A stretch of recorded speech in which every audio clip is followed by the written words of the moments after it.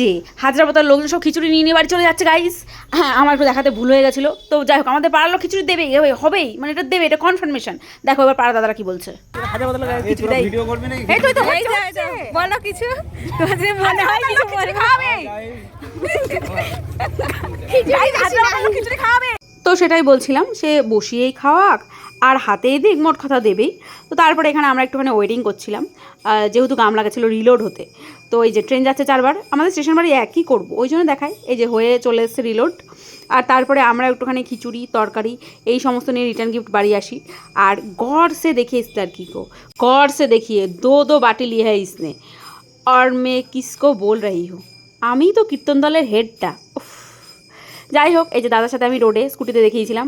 তো চলে এসেছি কোথায়, এটা হচ্ছে আমার দিদির বাড়ি রায়পাড়া। ওর বাড়িতে হচ্ছে লোকনাথ বাবার মন্দির আছে, আর প্রত্যেক বছরই খুব ধুমধাম করে বড় করে পুজো হয়। আর এই হচ্ছে মিষ্টুরানি, এটা হচ্ছে আমার দিদির বড় মেয়ে।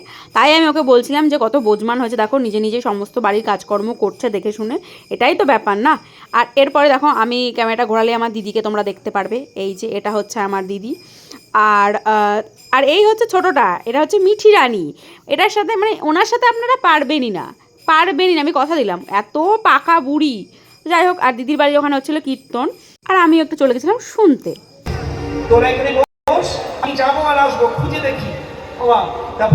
খিচুড়ি হচ্ছে, ব্যাস দারুণ।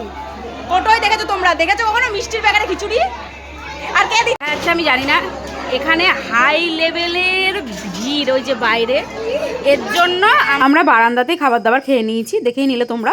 আর তারপরে কীর্তন শুনে খিচুড়ি খেয়ে লোটা কম্বল গুটিয়ে রাত 12টার সময় ভাই বোনে বাড়ি। চলো টারা।